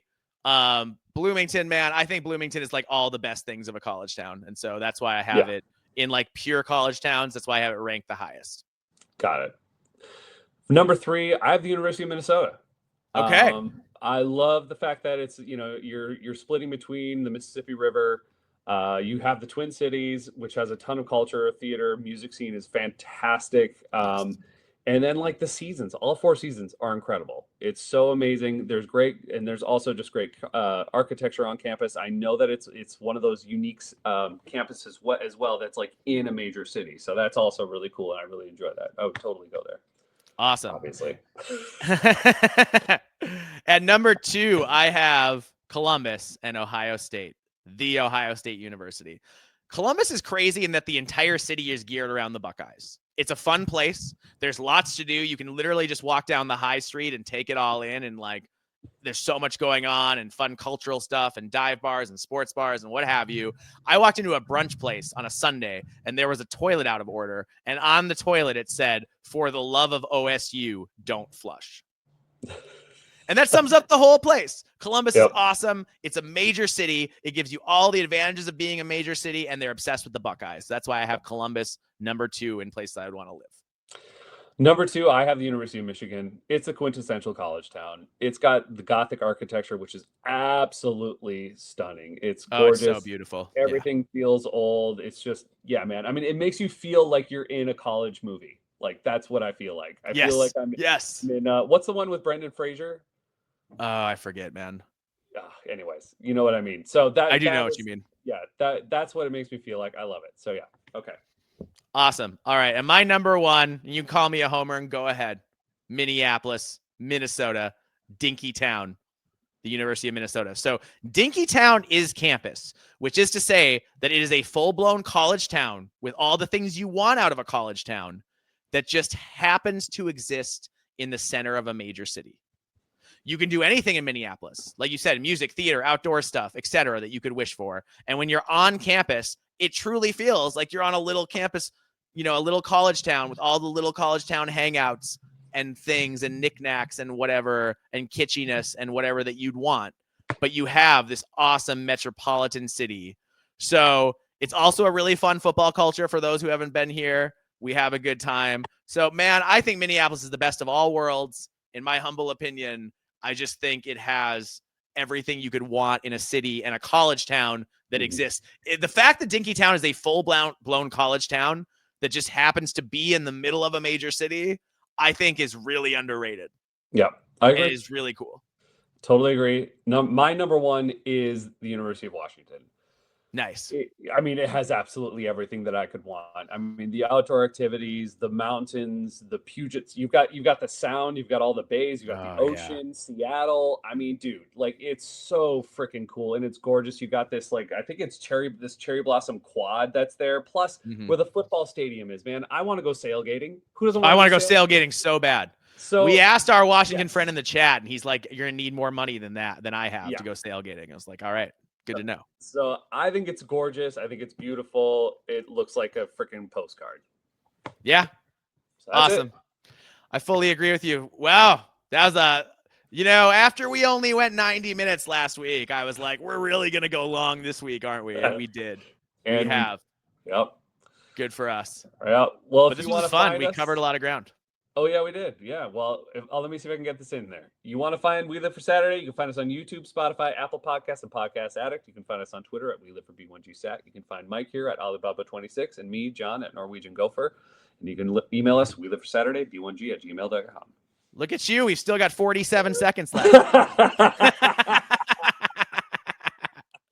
Awesome. Well, thanks for rocking with us. And I know there was more we were going to talk about, but we kind of ran out of time. So we will see you in next week's pod, and we will talk about all the stuff we didn't get to this week then. Yep. Take it easy.